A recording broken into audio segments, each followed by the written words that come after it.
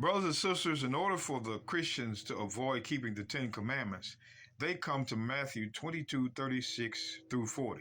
Matthew 22:36-40 now. Let's begin in verse 35. Then one of them, which was a lawyer, asked him a question, tempting him, saying, Master, which is the great commandment in the law?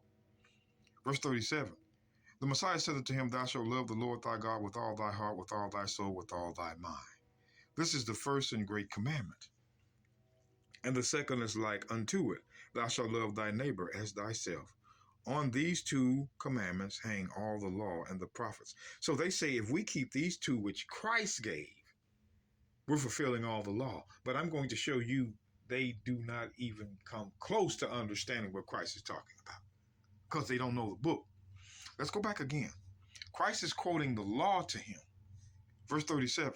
The Messiah said unto him, Thou shalt love the Lord thy God with all thy heart, with all thy soul, with all thy mind. Where is this written? Because they're not going to show you. Let's go back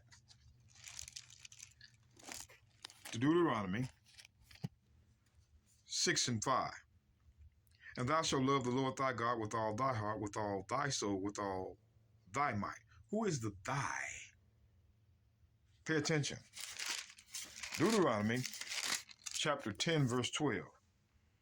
And now, Israel, what doth the Lord thy God require of thee, but to fear the Lord thy God, to walk in all his ways, and to love him, to serve the Lord thy God with all thy heart and with all thy soul.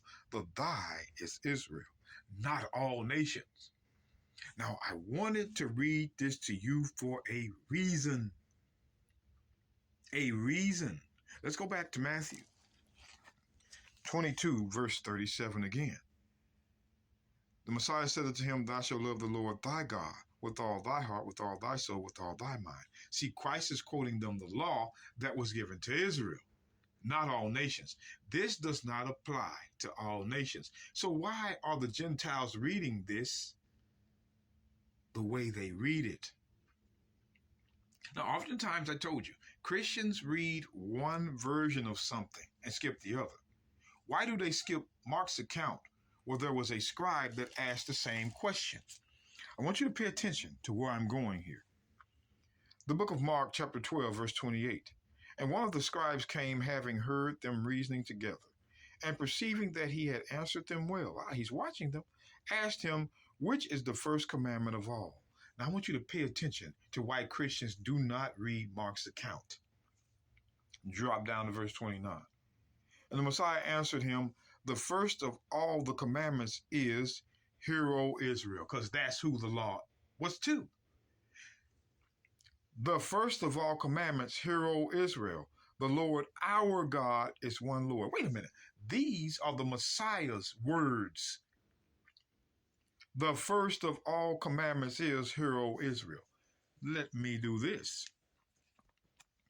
Let's go back to Deuteronomy 10 and 12. And now Israel, isn't that something? In the time of Moses, it was for Israel. And when Christ spoke it, it was for Israel. What are you Gentiles doing quoting this verse? Christ isn't even talking to you.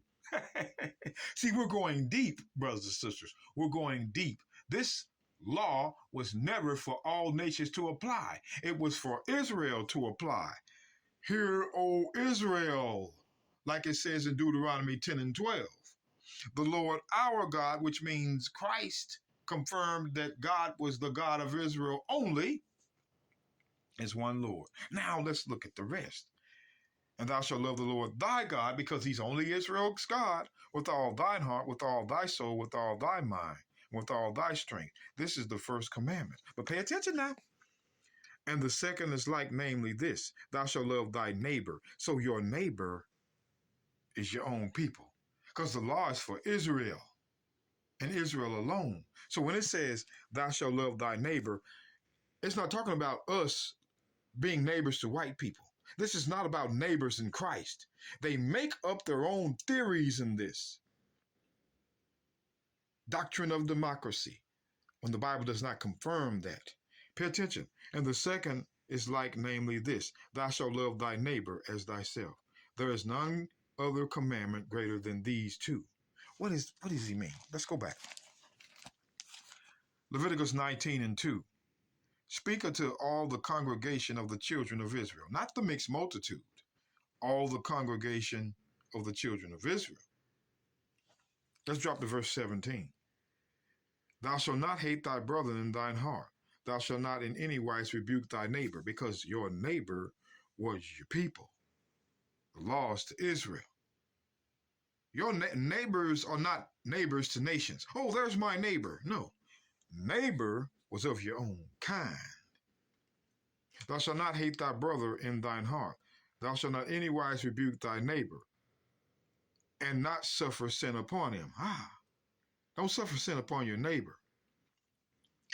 Thou shalt not avenge nor bear any grudge against the children of thy people. Thy people. But thou shalt love thy neighbor as thyself. I am the Lord. Because your neighbor is of your people. Jeremiah 31. Jeremiah 31:33. I'm just going to read the top. But this shall be the covenant that I will make with the house of Israel, and Israel alone. Verse 34. And they shall teach no more every man his neighbor. Neighbor. See, neighbor keeps coming up amongst your own people. And every man his brother, saying, see, your neighbor is of your own people. But the church will have you believe whites and blacks are neighbors, Chinese and blacks are neighbors, Chinese and whites are neighbors. No, your neighbors are your own people. And somehow society has managed to turn blacks against each other. And there's no neighborly love there. You see the tricks of the Christian church. You see the doctrine of democracy and how it hurts the people, the true people of God. Pay attention. Let's go back to Mark. Back to Mark. Mark 12:29.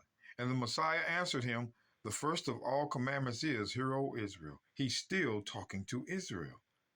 This law is still for Israel.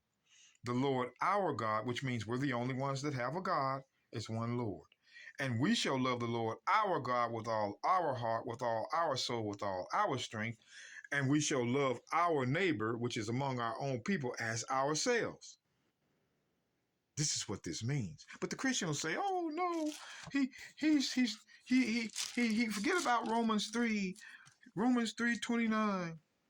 Is he the God of the Jews only? It didn't say Israel here. It says Jews. Jews is one half of the 12 tribes. Well, I mean a third. Judah, Benjamin, and Levi. That's who Paul meant as the Jews. There's still Levi, Simeon, Asher, Zebulun. Pay attention now. Is he the God of the Jews only? Is he not also of the Gentiles? Yes, of the Gentiles also. Now, as long as you believe that these Gentiles are non-Jews, you're screwed. It's not going to change it. I'm going to show you what Gentiles mean. Ephesians 2, verse 11. Wherefore remember that ye being in times past Gentiles in the flesh, who are called uncircumcision. The Gentiles are the uncircumcision. Any man that was uncircumcised, period, was a Gentile. Whether it be another nation or a scattered Israelites in that nation. That's why James said, James 1:1. These Christians, they like to hide things. James 1:1. James, a servant of God and of the Lord, the Messiah Christ, to the 12 tribes which are scattered abroad, greetings. See, Zondervan's Bible Dictionary, once again, we're going to go to uncircumcised. One who is not submitted to the Jewish rite of circumcision, Gentiles. Gentiles was anybody uncircumcised. So when we go back to Acts 15:1, Acts 15 verse 1, this is what these Christians try to hide. And certain men which came down from Judea taught the brethren, their own people, and said, except ye be circumcised, because they had their brethren in other nations uncircumcised, because the Greeks stopped the law. In the book of Daniel chapter 8, verses 10 through 12, white people stopped the law, so they couldn't circumcise them. Do y'all understand the trick now?